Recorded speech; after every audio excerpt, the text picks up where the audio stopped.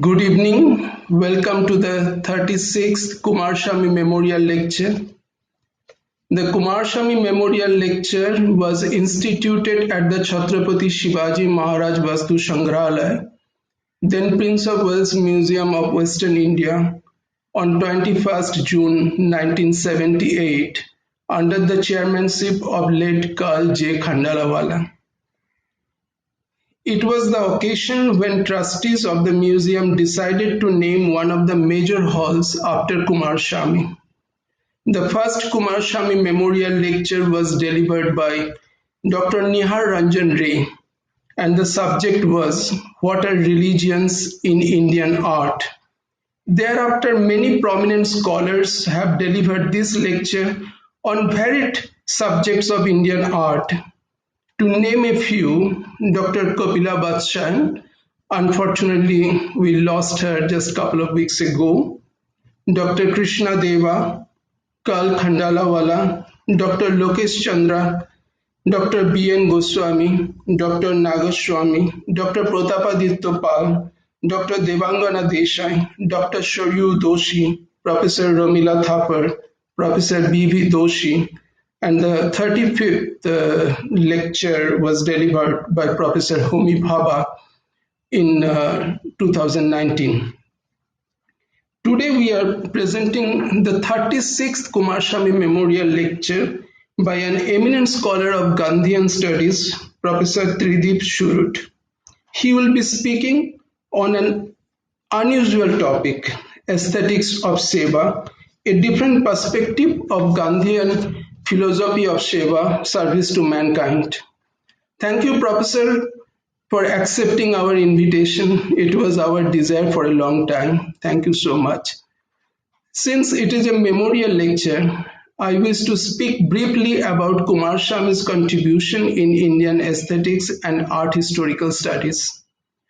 Dr. Coomaraswamy was born on 22nd August 1877 of Sri Lankan father and English mother, and was educated in England in geology and botany, and obtained his PhD degree in geology. Dr. Protapaditya Pal described him in his latest publication on Quest for Coomaraswamy, A Life in the Arts.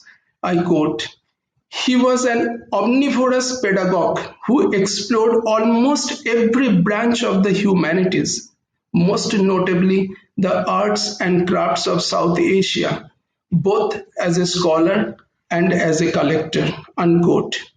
Imbued with divine grace, this genius of a man studied deeply the arts of the past and soon came into contact with another genius of the age, Rabindranath Tagore, and later Abanindranath Tagore, Nandalal Bose, Ashit Haldar, and others, which made him alive into the very soul and heart of India.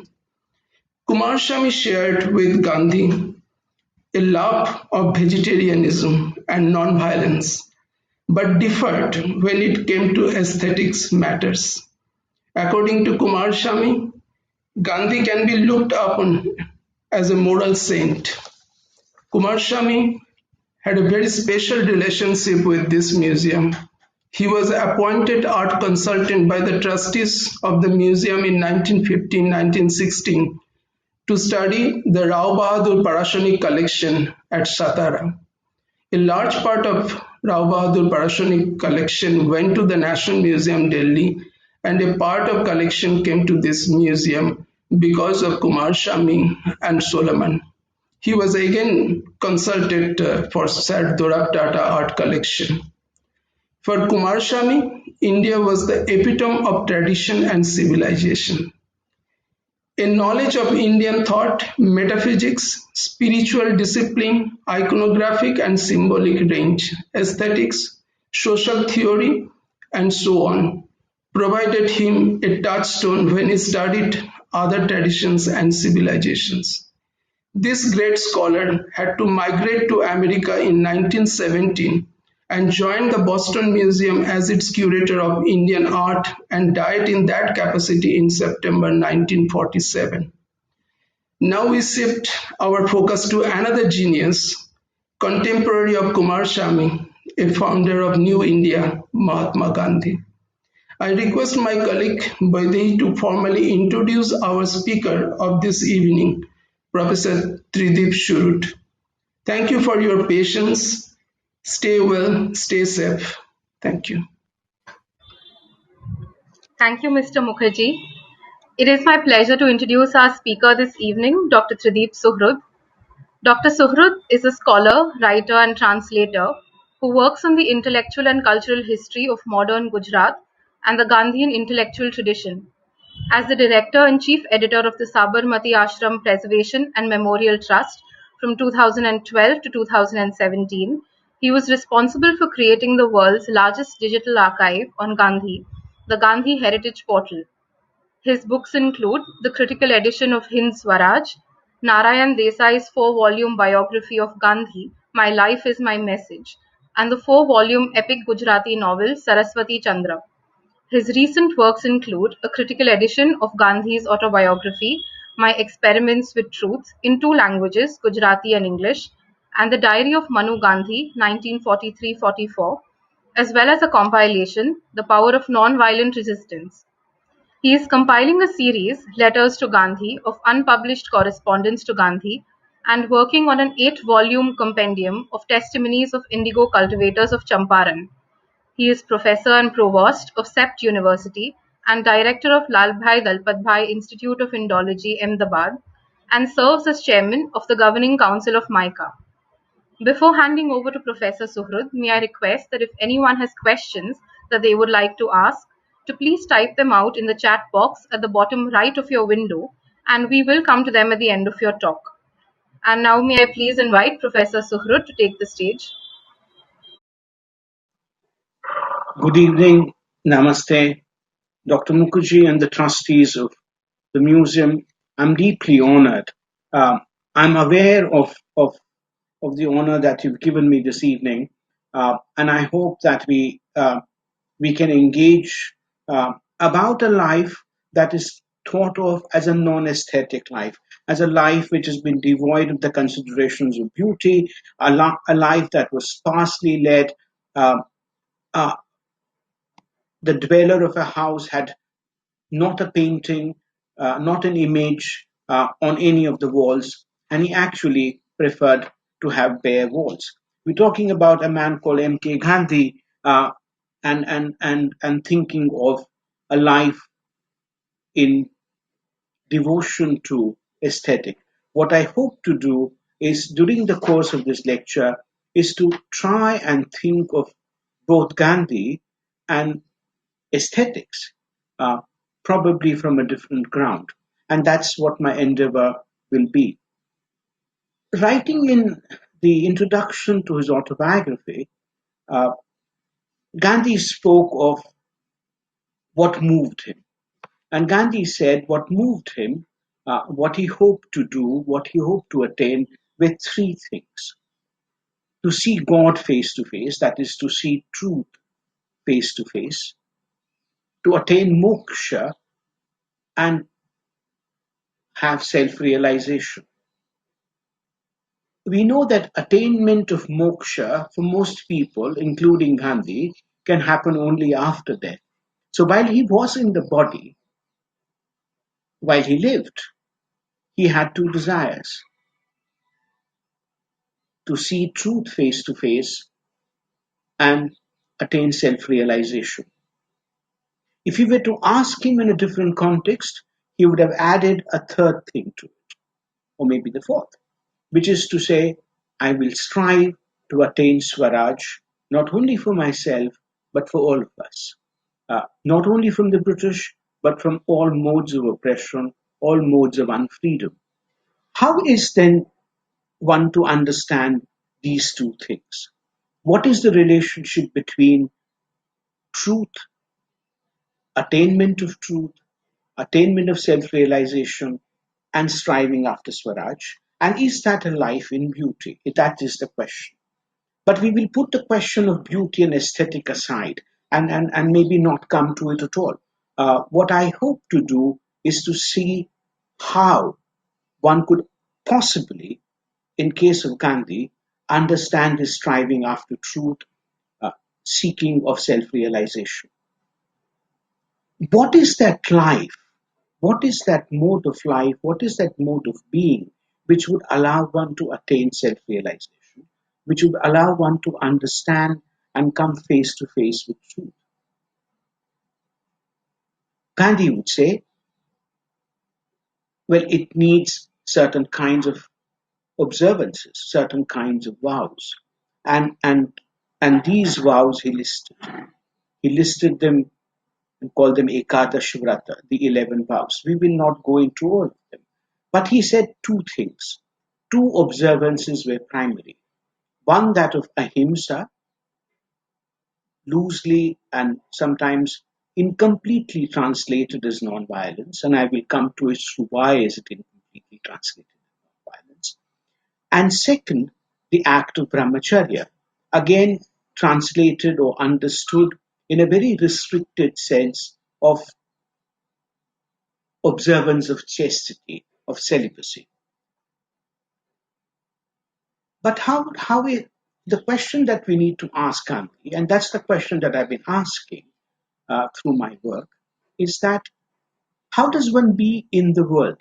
What is the mode of being in the world for somebody who's a seeker after truth? What is the mode of being in the world for somebody who's a seeker after Swaraj? What is the mode of being in the world for somebody who thinks that Ahimsa is a paramadharma, that it is the highest form of duty, but also who would always describe Ahimsa when he came to it as a kala, as an art. So, what is that mode of being in the world which allows one to practice ahimsa as if it were an art,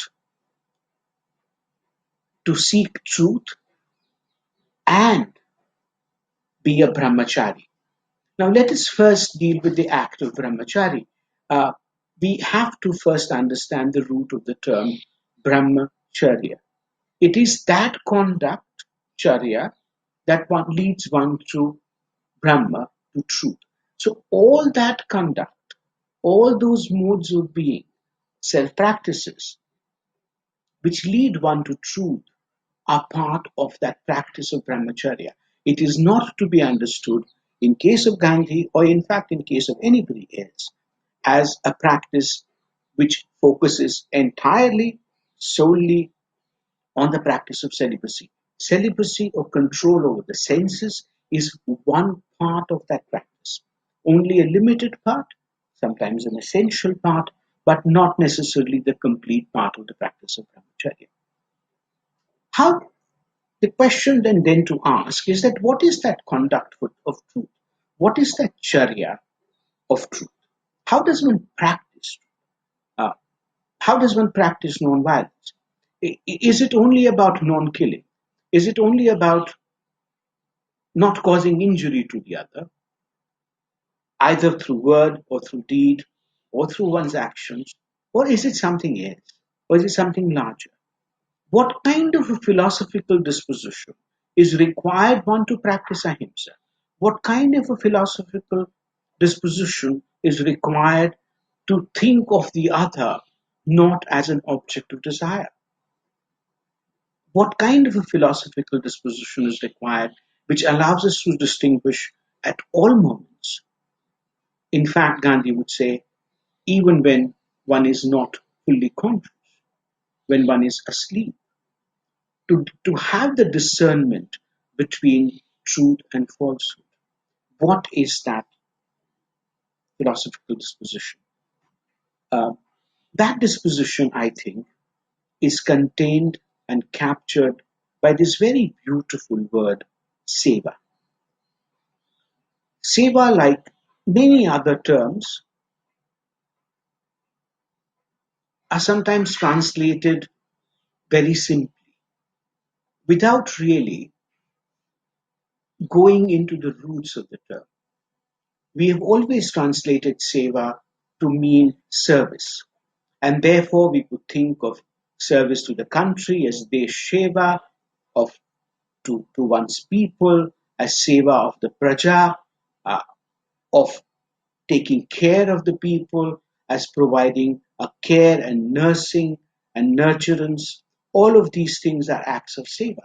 But the word seva comes from the root of the word seva is something far more profound. Gandhi was aware of that. One should understand that Gandhi was a very, very fine student of language, uh, of languages, in fact, uh, of literature, of poetry. Uh, and the word seva comes from, is a samas of two words, saha eva, which means to be together with. Seva is not an act of service only. It is a mode of being, it's a mode of life which is saha eva, together with. And it's only when you are together with, in the true sense, that we begin to understand what Gandhi is trying to do. Now let's see the implications of the word to be together with. Let's begin with the word together with, or the notion of seva in the realm of the political.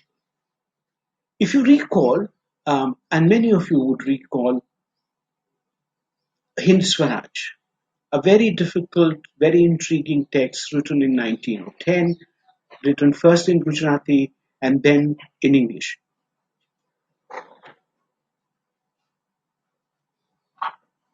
What does that text tell us? He says the purpose of political life, or the realm of the political, is to create Eka Praja, to create not one nation, but one people. Now, the idea, the very foundation of politics is to be together with. It's only when we are together with other people that the possibility of the political arises. I know and I'm aware that we are now at a stage when we think that the personal is political, but it also requires, even in that formulation, it requires a community. It requires co-practitioners. It requires solidarity. It requires friendships. It requires being an ally. So the very foundation of the political as a possibility, as a practice, as a ground is anchored in this thing called to be together with. If you take away the idea of being together with, you do not have a political community. You do not have civitas. If you do not have a political community, any striving after freedom, political and other freedoms, collective freedoms, practice of the collectivity becomes an impossibility. So the very foundation, I would urge you to think of the political lies in the possibility of seva as understood as to be together with. It's only when politics is grounded in that possibility, or it emerges from that very fertile and very capacious idea, that we could actually think of what we call a sarvajana hitaya, which is something that is for the welfare and for the good, for the virtue of everyone. So the idea of everyone, which is the aspiration of true political life, lies at the heart of this thing, this idea called seva. And so the quest after Swaraj would require us to have that notion. Now, how is that to be practiced? What is that practice of the political, if which is imbued by seva? Let's look at only two of the practices. One is what Gandhi calls Samabhava, and then we can add various dimensions to Samabhava. But Samabhava means a sense of equability. Not just equality, but equability in a fundamental way. It rests on the assumption that we are all equal and we have an injunction upon us that it is part of our calling, part of our vocation, political vocation, as human beings, as political beings, to strive towards equality, towards Samabhava, which means that if we are to be equal, only those who can be together, the fundamental principle of being together is a non hierarchical one. So long as we are convinced that there is hierarchy and that this hierarchy is both natural and therefore necessary and inevitable, there is no possibility of samabhava. Samabhava is not possible in a non-hierarchical in a hierarchical world.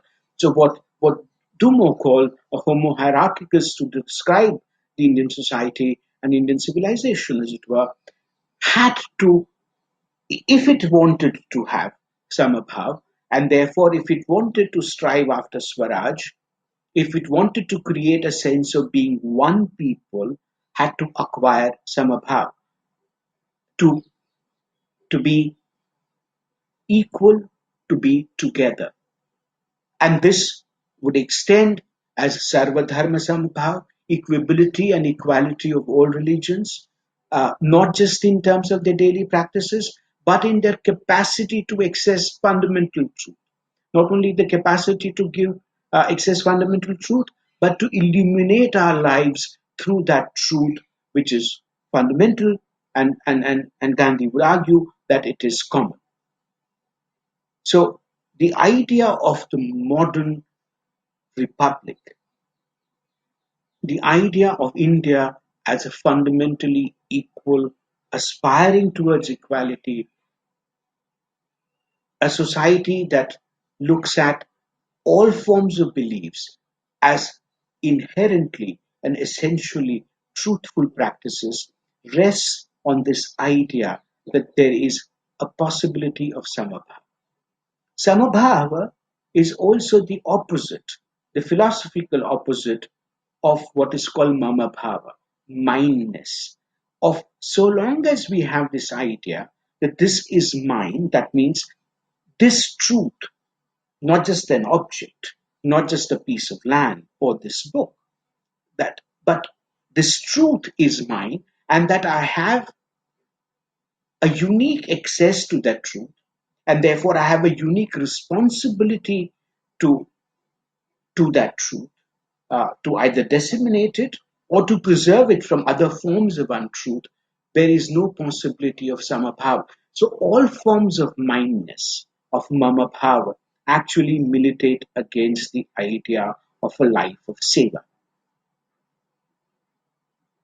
Gandhi would add two other things, which have profound implications for economic life, for what we've called economic justice. These are, to use the terms that he used, aparigraha and asteya, non-stealing and non-acquisition. Now, non-stealing is not only about, Gandhi would say, depriving somebody, you, of a thing that belongs to you by either force or by deceit or a combination. Non-acquisition and non-stealing require a view of the world where nothing can truly belong to anyone. Nothing can truly belong to anyone. The only way we can engage with it is in a transformative way through our labor, and therefore the emphasis on bodily labor that Gandhi has. Not only does Gandhi have, a lot of other teachers have it. Of course, Gandhi gets it, as we know from the New Testament. Uh, So there is a lineage. There's a long philosophical and theological lineage, and a lineage of striving to understand as to what is this mindness and what is this form of stealing. And Gandhi would say that anybody who eats without performing labor eats stolen food. Of course, that comes to him from the Bhagavad Gita. Now, what is this labor? It is not the labor that you and I do. Uh, it is not necessarily also entirely bodily labor that he's talking about. In this case, labor is to be understood, Gandhi tells us, as seva, as something that we do not for the self, but for all the others. It is what is called, what Gandhi, using the term that's available to him from the Bhagavad Gita, says, it is that kshama, that is that labor, it is that human endeavor that we do perform as yajna, as sacrifice, as something that we do for the others. So, so again, the, the foundations of what Gandhi thinks ought to be the economic life, where ethics is at the center of both production and distribution. Ethics is at the center of how we organize production and distribution, of allocation of resources, also stems from this idea that labor or sacrifice or yajna that we do for the other, what is in other terms called seva, is the essence of true asteya and true aparigraha. The other thing which is required both for spiritual life as also political life is what is called abhaya, fearlessness, or freedom from fear. There are people, um, or many of us, who fear themselves, that there are parts of us that we fear. But most of our fears are located outside of us. They are located into what we call today the other. And that other could be anything or anybody, any group, individual, idea, civilization. But it is the not mama. It is the not I which is the other. So the foundation of acquiring freedom from fear, of attaining abhaya, which is required both for political ends as also spiritual life, requires that we think of the other not as distinct from the self, but we have, through our practice and our praxis, create a possibility that we think of the other as somebody that we can be together with, that we can actually be ally of, or that we could be in conversation with, that there is a dialogic possibility which exists. Now, for the dialogic possibility to exist, one has to be equal, so Samabhava, Samanata, equality, but also this freedom from fear. You cannot have a dialogue about truth or even probably falsehood. You cannot have a sincere dialogue about any idea or anything in so long as we are gripped by fear.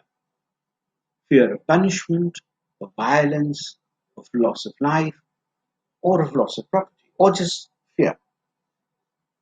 So the abhaya requires, to be free from fear, requires a mode of life, a mode of thought, a mode of being in the world where we are together with other people. In a community that is striving together for Swaraj. In his spiritual life, and I don't think that it is very wise in case of Gandhi or in case of anybody, to create these distinctions between spiritual life and political life, between personal life and public life, and certainly not in case of somebody like M.K. Gandhi, where he is somebody who's constantly not only creating new relationship between the personal and the spiritual, between the political and the spiritual, but bringing to them together in very disturbing sorts of ways. Disturbing because they disturb the equilibrium. They disturbed the understandings that we might have of these realms and these terms and their relationship. I have always wondered, and I ask myself as to why is why should of all the poems that Gandhi read, and he read them many. Um, um, he was somebody who read poetry, was somebody who recited poetry, who who referred to use a fancy term. If you were to read his letters, there is a lot of intertextuality that he is constantly the references, the metaphors, the language of the great poets, both of India or the Indian subcontinent and of Europe, uh, imbue his writings, his thoughts, his expression. But of all of these, why is Vaishnavajan so central to his sense of who he is, sense of self? And if one went to look at it, it speaks of two things, but primarily it speaks of empathy, of to understand, comprehend, to be moved by the pida of the other. And how is it that we know the pida of the other?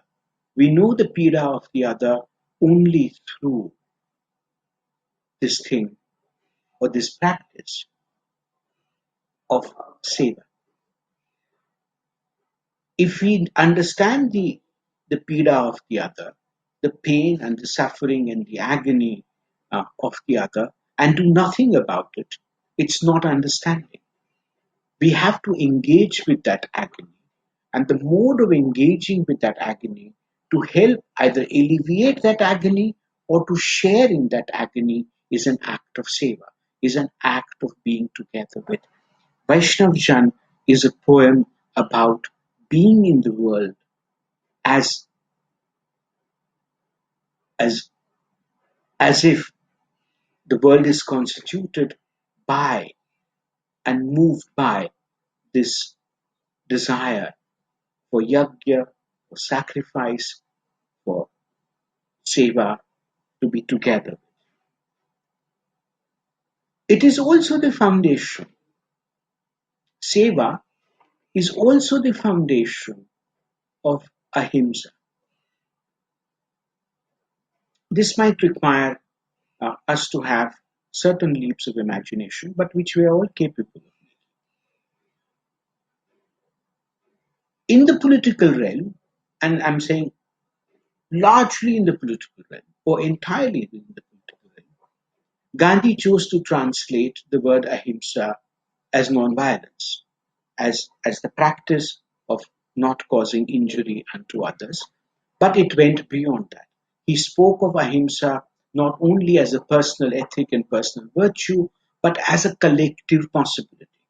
Uh, Gandhi's importance in our philosophical life, in our political life, in our life today, uh, is largely because that he was somebody who thought that it was possible and necessary to strive towards collective nonviolence. That we are capable of nonviolence in our personal lives is not in doubt. Many of us here have not caused injury to others. Uh, Many of us would say that we've at least tried to prevent ourselves from causing injury to others, or we have not done so intentionally. And when we do so, we are apologetic about it. But collective nonviolence, that was not something that was seen as a personal ethic. It was never part of the public virtue. It was not something that we can say that was part of the political imagination of either India or of Europe or other parts of the world. It is unique contribution that Gandhi makes, saying that the foundation of political life, of politics itself, must be in collective nonviolence. In our personal conduct, of course, that's necessary. But how do you go about attaining a collective nonviolence? And it is a project that Gandhi found very difficult. Uh, there were moments in Gandhi's life when he thought that he could see the possibility in its all sublime beauty. One such moment was really during the Salt March. The other such moments were towards later parts of his life in Noakhali, in Bihar, in Calcutta, later in Delhi. But it's also that which gave him greatest personal grief. That was something that gave him his most spectacular failures. We we suddenly turned against ourselves, and in a kind of a macabre uh, celebration of violence, that we took to violence as if it was the answer to all that we feared, all that we harbored, all the hatred that we had. And so, therefore, collective nonviolence remained for Gandhi both a very frustrating aspiration, an incomplete project, and many would argue that it was an impossible project. But no matter how impossible that was an aspiration that Gandhi had. But how is collective nonviolence to be attained? Collective nonviolence can be attained only when we begin with the premise that we are together with each other, that we are together with no matter what separates us, no matter whether nations separate us, language, food, belief, gender, the color of our skin.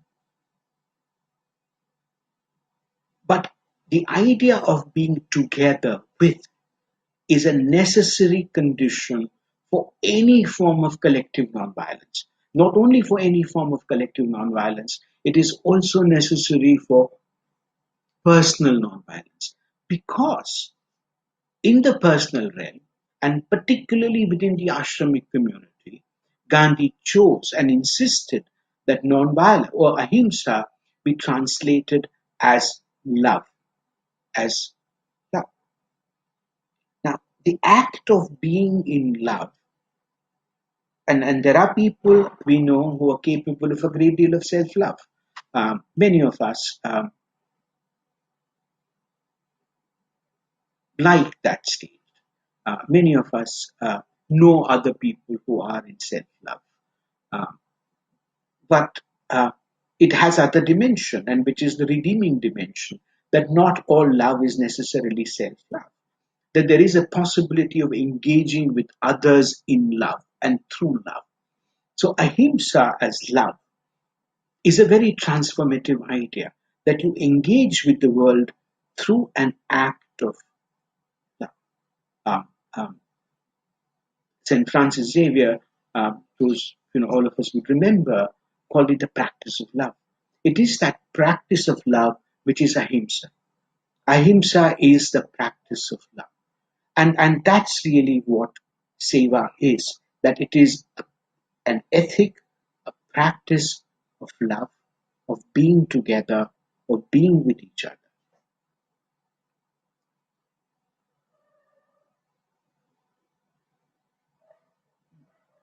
Gandhi later in his life, not to begin with, but as he grew both in understanding, in uh, in practice, and probably in wisdom.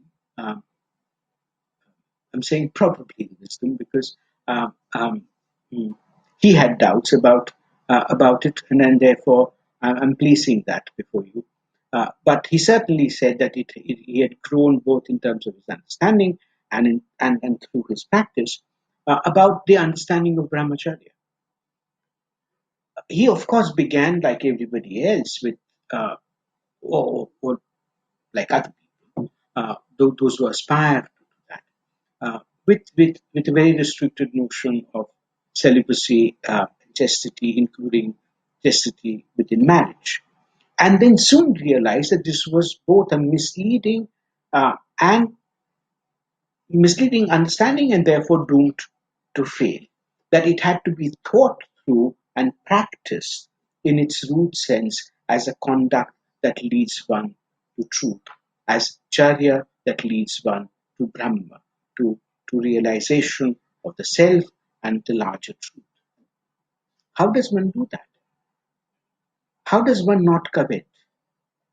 How does one not? How is one to have a non desiring state of mind? How is one, most importantly, to have all senses in harmony with each other? And that's really what Gandhi's notion of beauty and aesthetic is. Brahmacharya is a practice of aesthetics, that it must bring all aspects of life, food practices, sexual practices, thought, labor, production, being with other people, and one's relationship to truth, to God for Gandhi. All of this had to be in harmony with each other. And it's through that that you begin to create a possibility of realizing Satya. So Brahmacharya, Satya, Ahimsa, all of require an act of Seva. If you were to really ask himself, if you were to really ask him, what is the foundation of ashramic life? Because Gandhi says that ashram is a necessary institution, uh, institution not in terms of its land, uh, which has dwindled over the years, not necessarily in terms of land, and but as ashram as observance, ashram as a community of co-practitioners, uh, and those who know Gandhi's life uh, know that uh, over the years, in fact, after 1930s, Gandhi's need for a physical location for the ashram diminishes to the extent that by 1940s, Gandhi is able to say that the ashram is where I am, or the ashram as an idea, as a possibility, has come to inhabit my antaryami, or my antaryami speaks to me in the ashramic space. But what is that ashram vows? If you look at the Ekadash Vrata, and many of that we've looked at, from Satya, Ahimsa, Brahmacharya, Asteya, Aparigraha, we looked at Abhaya, we looked at Samabhava, either as Sarvadharma, but more in the fundamental sense of equability and freedom from fear, and then other practices. All of which, Gandhi says, prepare us, and this is the object of the ashram. And the object of the ashram is seva. Ashram, and therefore Gandhi's own life, is founded on a desire for service to the others as yajna, but fundamentally as a practice, as a mode of being in the world, which is non-rapacious, non-violent, non-acquisitive, non-desiring, recognizing the difference between truth and falsehood, all of which Gandhi thinks rests on the idea and the possibility of us being able to live in the world together with other beings, together with other people. So for Gandhi, the foundations of the life of the political lie in the need and the desire and the possibility of being together with other people. And that is something that we recognize, that politics is about communities. And the ideal sense in which politics must operate, it must operate in sense of for the Sarvajana, for all people. Uh, um, but also in his personal endeavor, through the vows and institutional endeavor. Gandhi thinks that if we are actually able to lead a life together with other people, it will prevent us or it will remind us of the need to be non rapacious of nature and of other people. It will allow us to be in the world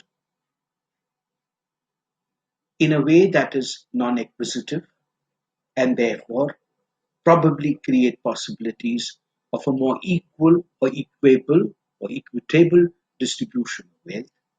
It would allow us to engage with the world in a way that we will recognize the pida of others.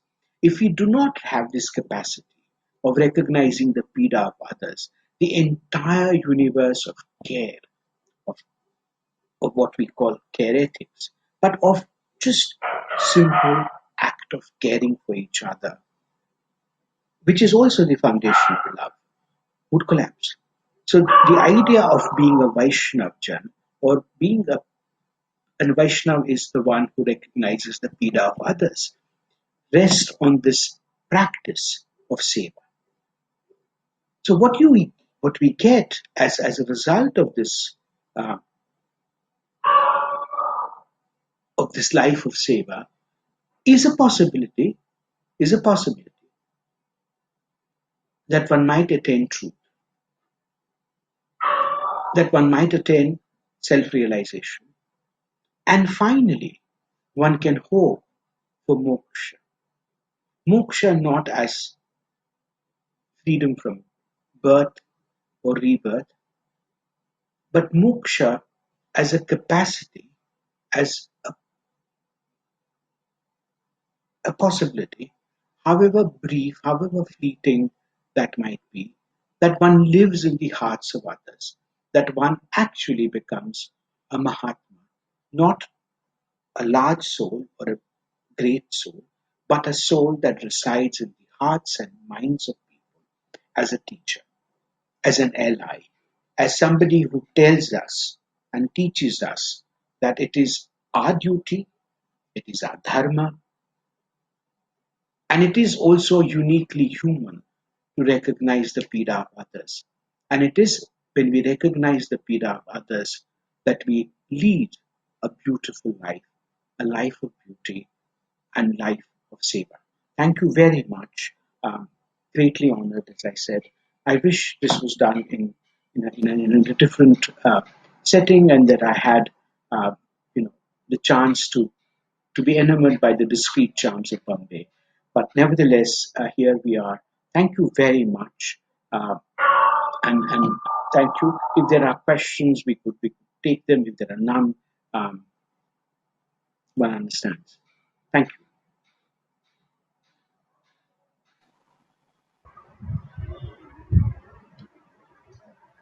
I do believe we have a few questions. Professor Suhrud, one of the questions reads, would the act of sharing agony not differ from the act of alleviating agony? Or is seva not the act but the intent? Was seva interpreted to be all-encompassing idea to Gandhi? Well, one can think about seva in very different ways.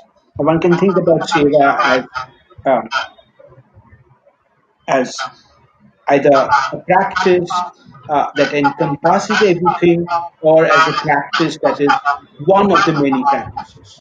I have come to think increasingly. Uh, uh, I began like a lot of other people uh, um, to say that if one had to understand Gandhi, one had to understand his quest for truth and his quest for Swaraj. And then you ask yourself, what is it to experiment with truth? What are the means by which we experiment?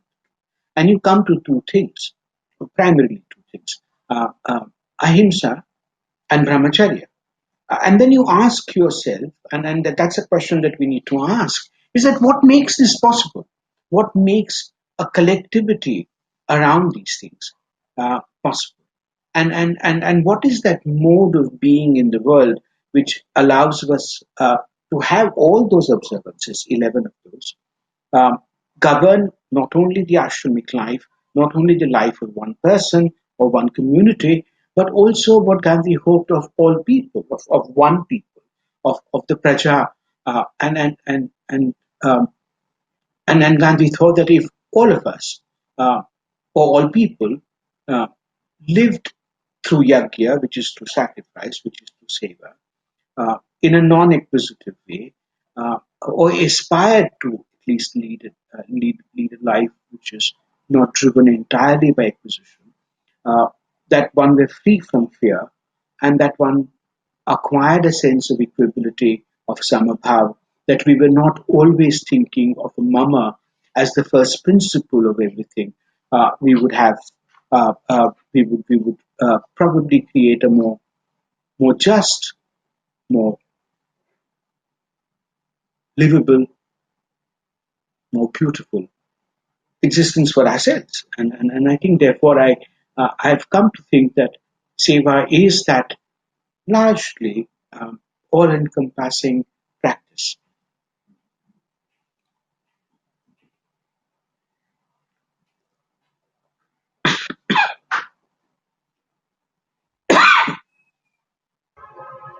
The next question that we have is, as is with most ethical premises, what does Ahimsa look like today? Could it only be radical Ahimsa, as is the case with environmental and other concerns, or is there a midway? Well, I don't know. I don't know. I mean, um, what we find is that increasingly the capacity for collective nonviolence seems to be depleted. uh, uh, that there are when there are failures of collective nonviolence, uh, we don't know where to turn, who to turn, how to create, uh, how to regroup ourselves, ask the difficult questions, find new techniques, and move ahead. Um, within large parts of the world, and I mean, let's not go anywhere else, but within our own country, um, possibility of collective nonviolence seems sometimes uh, can only lead to more agony and more grief and more more more frustration and more lack of action, therefore. But at the same time, we know that most of us are nonviolent. That most of us, even as collectivities, are nonviolent. As citizenry, most of our responses to situations of oppression, of injustice, of violence done unto us or to fellow beings, is to stand up, and stand up through nonviolence. But we need to understand something: is that nonviolence is political. What we have right now is a lot of people talking about nonviolence as a personal virtue. But we forget that for Gandhi, while it remains a personal virtue and a very important, essential personal virtue, ahimsa as a collective possibility is an act of resistance. And therefore, one has to understand that when he spoke of ahimsa, he always spoke of ahimsa as pratikara, not as pratishod, not as revenge, but as resistance. So if we take politics out of nonviolence, and which is what a lot of us do, a lot of institutions which function in the memory of Gandhi do that they tend to think and practice of ahimsa as a personal virtue rather than as a political act. But we have to remember and we have to remind ourselves, and not only remind ourselves but practice non-violence as something that belongs at the heart of the political process. It's only by then that we can reclaim that possibility. Yes, um, um, the environmental movements around the world, and particularly in India, have really shown us the possibilities of this. They have innovated, they've created much greater moral innovation than any other groups in terms of the resistance of political.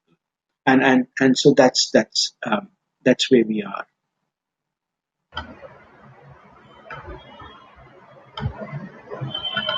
We have another question. What is the conceptual genealogy of the Gandhian concept of Abhaya, considering that Abhaya also has resonance in the Indic civilizational framework as a form of fearlessness arising out of knowledge, jnana? So yes, that is something that is available to Gandhi, uh, but Gandhi gave illustrations, and sometimes he spoke through illustrations. Uh, he says it is true, Abhaya, when the lathi that I carried to protect myself against a predator or another human being falls from my hand, not because I do not know how to wield it, but I have no necessity to wield it. It is Abhaya when it automatically falls from my hand. So the desire to even defend myself is absent. So yes, it is jnana, it is the recognition, the knowledge that fear, the root of all fear probably lies within me. It is only that I have externalized it and therefore I fear the one who's outside, but true fear, as in true enlightenment and true truth, lies within me. Uh, so yes, there is that. But um, Gandhi, don't forget, uh, he called Jesus the prince among resistors, as a truly fearless person, as a truly great political teacher. And that's the term that he used when he wrote a series of short essays uh, describing who the satyagrahi was, or who an ideal satyagrahi was. He was the prince among resistors. So there is another tradition that he's drawing upon. So Gandhi is somebody who, as one scholar put it, he is constantly weaving this homespun shawl with which he covers himself, and therefore he's taking influences from various traditions. He is learning from other great teachers, um, but finally judging it for himself. And in the process, being transformed, but also transforming those things that he touches.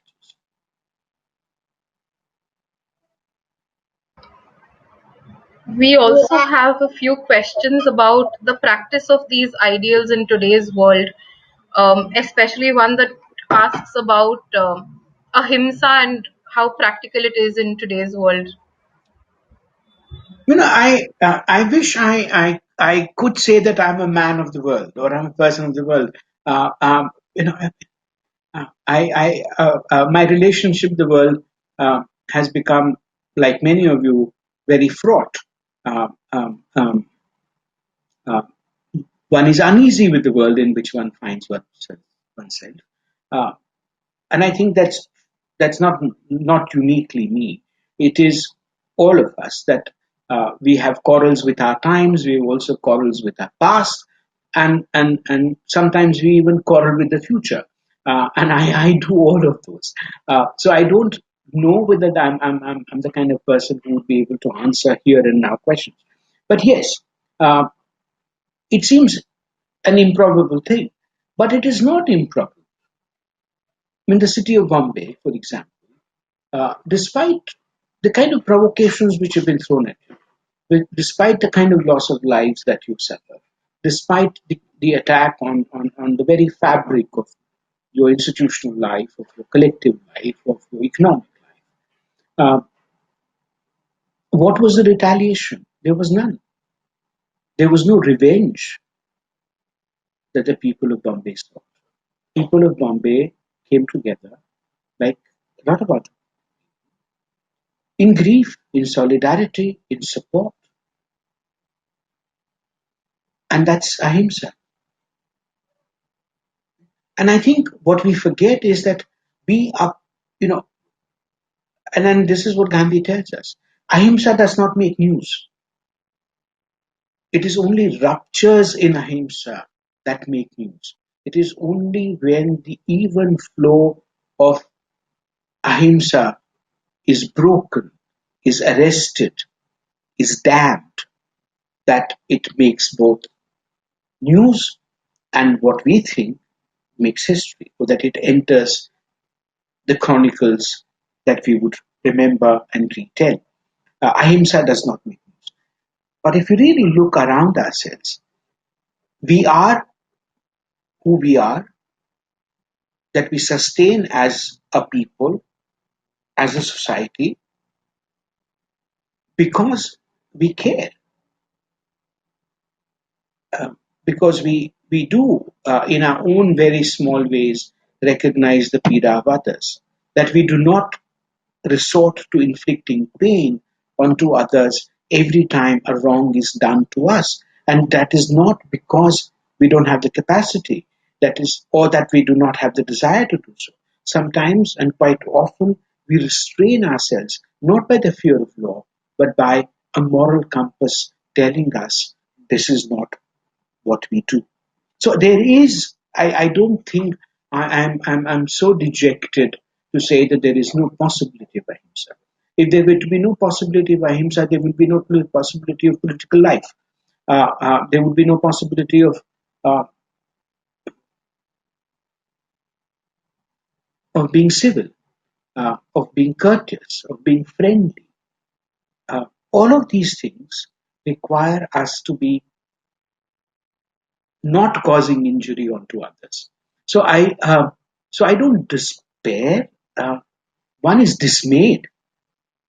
One is dismayed, and sometimes one also despairs at the celebration of violence, of the forms of political culture that we've adopted, where violence, masculinity are brandished as things that we ought to have, to desire.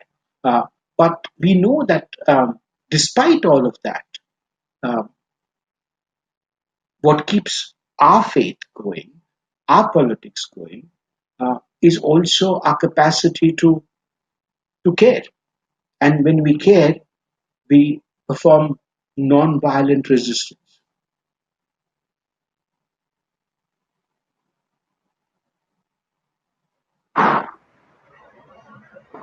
I think that's all of the questions that we had. Thank you. Thank And you, Vaidehi. You've been very, very kind. Thank you. thank you very much, Professor Thank you. Suhrud. Thank you. Thank Thank you you for very letting much. us your time today. I think Not at all. I mean, ideas you spoke about, I think they deeply resonate with us, and although, we are in a different time and context, so much of what you said, still holds true for us. And thank you very much for thank you, Vaidehi, and thank you, Dr. Mukherjee. But that does not mean that you don't invite me back to Bombay in a physical sense, right? As I said, there are discrete charms that that your place has, the people has, and a lot of friends. So um, so thank you very much. But as I say, I will come. thank you. Thank you. And before signing off, I'd like to encourage everyone to follow the museum's social media handles.